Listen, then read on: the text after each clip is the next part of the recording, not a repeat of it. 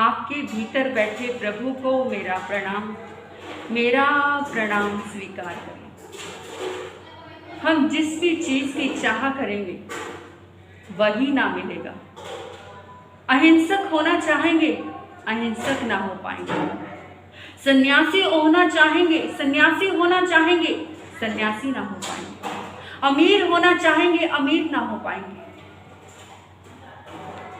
ध्यानी होना चाहेंगे, ध्यानी ना हो पाएंगे। शांत होना चाहेंगे, शांत ना हो पाएंगे। हम जिस भी चीज की चाह करेंगे वही चीज हमें ना मिलेगी। चाह से क्या होता है? चाह से कभी कुछ नहीं होता। हम जिस भी चीज के पीछे भागते हैं वही चीज हमसे दूर चली जाती है। उस चीज के पीछे भागना ही वो चीज हमसे दूर होना शुरू हो जाती है। किसी भी चीज को पाना चाहते हो, ठहरना सीखो, प्रेजेंट में रहना सीखो। जिस दिन ठहरना आ गया, जिस दिन रुकना आ गया, जिस दिन धैर्य आ गया, उस दिन वो चीज आपको अपने आप ही मिल जाएगी। मांगता कौन है? भिखारी मांगता है। इसलिए कहा कि भिखारी मत बनो, मालिक बनो। देता कौन है? सम्राट देता है। इसलिए सम्राट बनो, मालिक बनो, भिखारी मत बनो। प्रेजेंट में रहना सीखो। आज का इंसान दुखी क्यों है? क्योंकि पास्ट के दुखों को याद करके रोता है। पास्ट के दुखों को याद करके रोता है। प्रेजेंट के बारे में कभी सोचता नहीं और भविष्य की चिंता करता है। प्रेजेंट में जीना सीखे, भविष्य की चिंता छोड़े और पास्ट को भूल जाए। क्योंकि अगर पास्ट हमारा अच्छा भी होगा तो भी हम दुखी ही रहेंगे। हम ये कहेंगे कि अगर हमारा प्रेजेंट आज बुरा है तो हम उस बात को याद करके रोएंगे कि आज देखिए मेरा जो प्रेजेंट था इतना बुरा है, लेकिन पास्ट कितना अच्छा था। इसलिए पास्ट चाहे अच्छा हो या बुरा हो, उसे भूल जाए, बुरी चीज़ों को भूलना सीखे और प्रेजेंट में रहना सीखे और फ्यूचर की चिंता छोड़ दे। अपने आप ही जीवन में सारी चीज़ें मिलनी शुरू हो जाएंगी। एक गांव में एक संत गए और वो जो गांव के लोग थे संत को बिल्कुल पसंद नहीं करते थे। जैसे ही संत को देखा बड़ा गुस्सा आया और बहुत सारे जूते लेकर के माला बना करके संत के गले में पहना दिया। संत के जैसे ही गले में पहनाई, संत जोर जोर से हंसने लगा, आनंद मनाने लगा, खुशियां मनाने लगा। लोगों ने कहा तुम पागल हो, तुम्हारा दिमाग खराब है, तुम्हें पता भी है हमने तुम्हें जूतों की माला पहनाई है, तुम तो ऐसे हंस रहे हो जैसे हमने हीरो की माला पहना दी हो।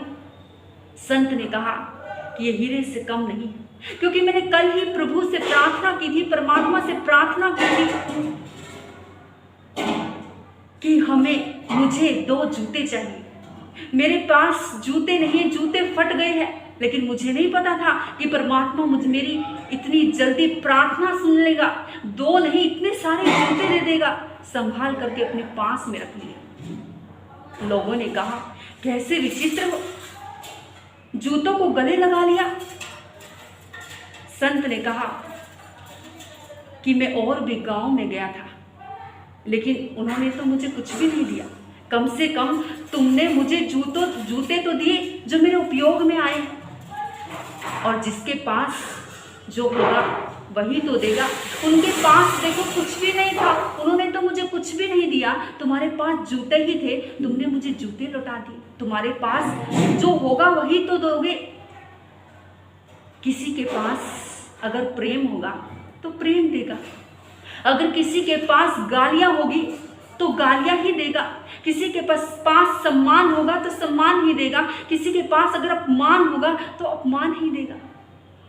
इससे तुम दुनिया पर नाराज मत होना, इससे दुनिया पर तुम परेशान मत होना, इस पे दुनिया पर तुम गुस्सा मत होना, क्योंकि इंसान के पास जो होगा वही तो देगा। इंसान के पास प्रेम होगा तो प्रेम देगा, इंसान के पास घृणा होगी तो घृणा ही देगा। इसलिए अगर कोई इंसान सिर्फ मांगता ही रहता है, चाह ही करता रहता है, तो वो भिखारी है।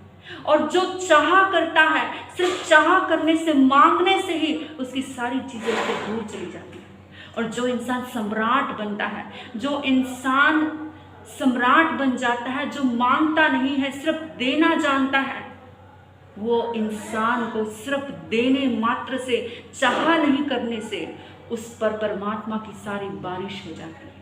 इसलिए हमें अपने जीवन में एक संकल्प करना है कि हम किसी भी चीज़ की जब चाह करते हैं, जब एक्सपेक्टेशंस रखते हैं, जब अपेक्षा करते हैं, बस वही चीज़, वो अपेक्षा ही, वो चाह ही हमें कुछ भी आने से रोक देती है। अगर हमारी ज़िंदगी में कुछ अच्छा होने वाला है, बस चाह, एक्सपेक्टेशंस, अपेक्षा, बस वही चीज़ रोक के रखती है। अगर हमें भी अपने जीवन में प्रेम पाना है, सम्मान पाना है, तो हमें चाह को छोड़ना होगा, अपेक्षा को छोड़ना होगा। कोई अपमान करता है तो ये सोचना होगा कि बेचारा भिखारी है, उसके पास कुछ भी नहीं, और जिस इंसान के पास जो होगा वही तो देगा। कोई प्रेम दे रहा है, समझना उसके पास प्रेम है। कोई नफ़रत दे रहा है तो समझना उसके पास में नफ़रत है। बस इन चीज़ों का ध्यान रखना, आपका मंगल होगा, शुभ होगा। आपने मुझे इतने मौन और शांति से सुना, मैं आपकी बहुत आभारी हूँ। अंत में आपके भीतर बैठे प्रभु को प्रणाम करती हूँ। मेरा प्रणाम स्वीकार।